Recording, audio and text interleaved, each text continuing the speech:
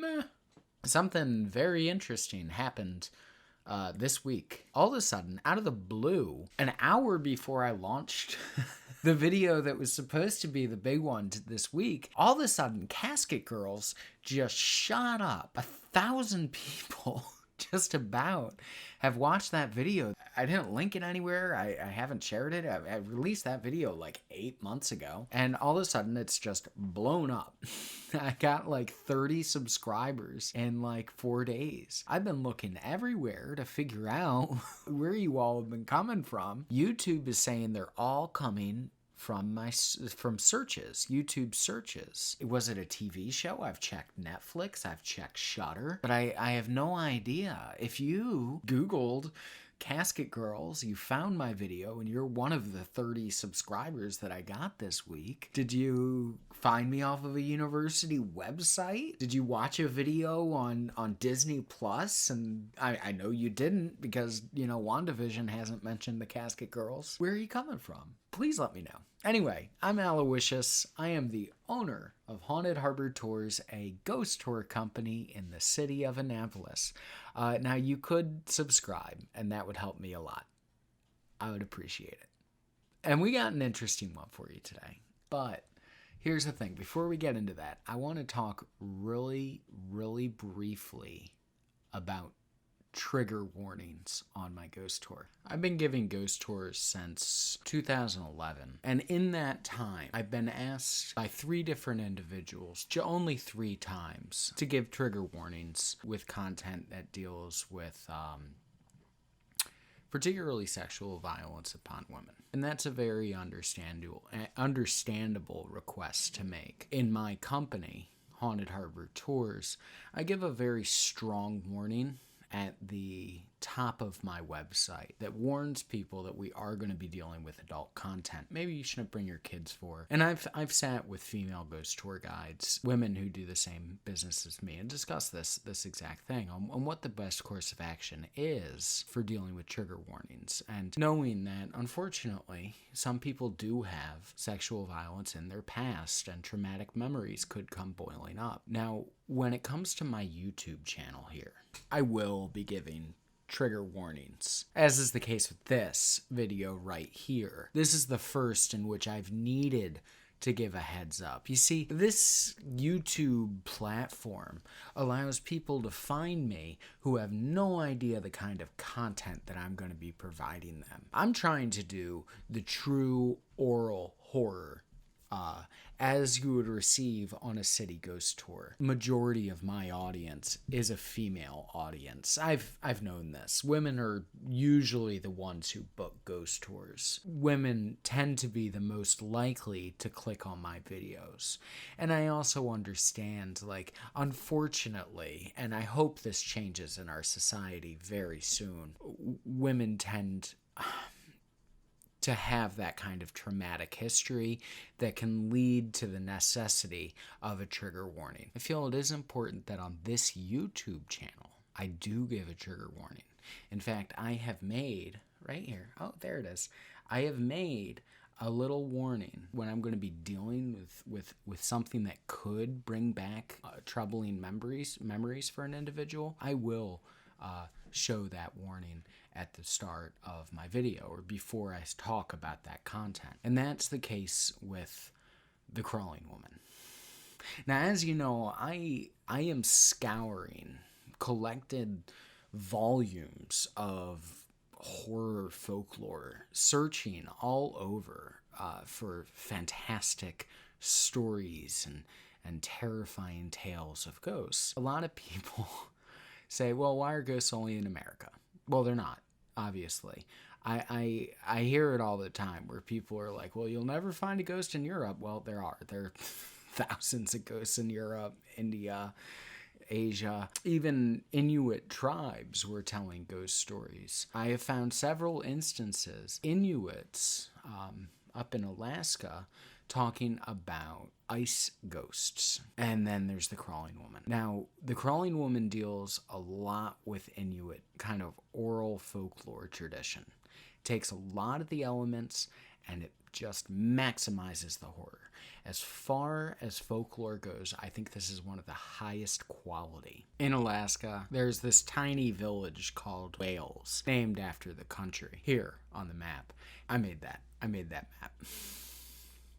Before colonization, before all of the modernization that the whole world has gone through, the true Inuit society, I think with just a little touch of Western society, just touching in to the Inuits at this point in time. At about 13 or 14 years old, the Inuit village will take all of its boys and move them into a large igloo, a kasgi. I obviously am not saying that correctly. It's a large igloo for the boys who are now learning their culture. They're learning how to hunt walrus, and they're learning everything they need to know, all the myths, all the gods. Found actually a very interesting piece of folklore that talks about Nenuit Goddess lost all of her fingers down to the nubs, and her hands grew quite large, and she was stuck kind of moving between the bottom of the ocean and here,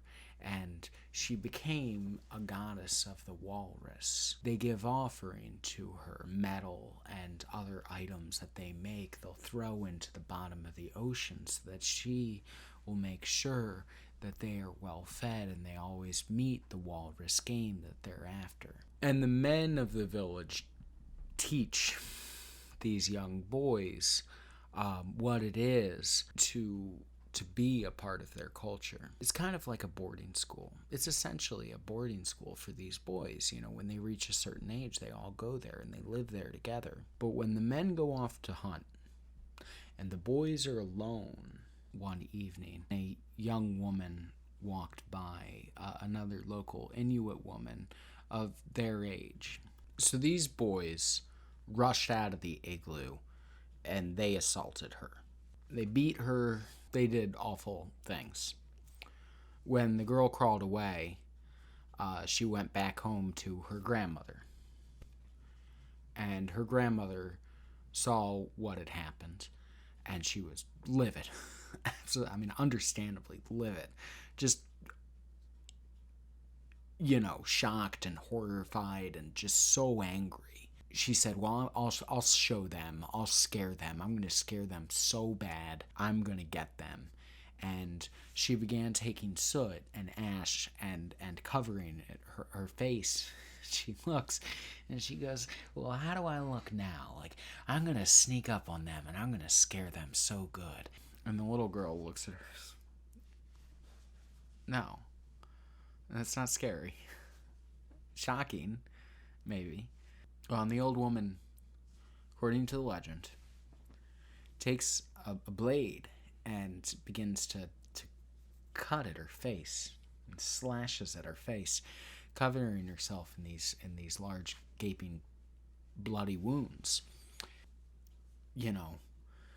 All over her body. She's now soaking in blood, draining off of her face, and she strips down into complete nudity, this old lady, and she begins to gash all over her body, cutting with a blade into her skin and her flesh, and covering herself, which was previously covered in these ash, is now covered in wounds as well. And she begins to crawl out of the igloo.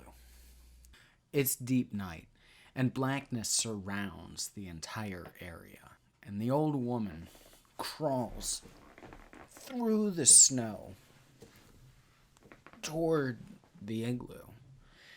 And a little boy named Amzuk, this is the proper pronunciation of the name, proper spelling of the name. He is standing outside. He is the only one of these boys who did not participate in the horrors that they had already unleashed. And he sees this thing dripping with blood, ratted, matted hair, eyes that seem to be coming out of the top of its head, crawling into the igloo. And he's so frightened that he hides inside of a crack, trying to get as deep into the crack of the wall of the igloo that he can get so that it won't find him. And inside, the woman comes in and begins, the boys freak out. This is terrifying. This crawling woman entering into their igloo, naked, old, covered in all of these lacerous cuts all over its body, dripping blood. And these boys see this horror, this creature, begin to scream, and they begin to run away from it and fleeing. But she's like crawling under their beds and towards them, and they all leave the igloo, and she crawls out following them. And this little boy, now trapped inside of the cracks, watches as she chases him all the way off to the mountains. The men return later, much later, the next evening. And they find this boy shivering and frozen and stuck inside of a crack. And they pull him out and they say, "Where are all the boys? Where did they all go?" And he tells them the horror of what the boys had done, and then this creature that had come to their house, the igloo, this crawling woman. They follow the blood and the footprints and the snow towards the mountain. And on the back side of the mountain, all the way on the other side of the village, all the way around the mountain, they find the boys. They're frozen in stone, looks of absolute terror upon their faces. According to the legend, those stone boys are still up there, still on that mountain today. But the old woman she never returned to the village. She's still out there. And she shows up.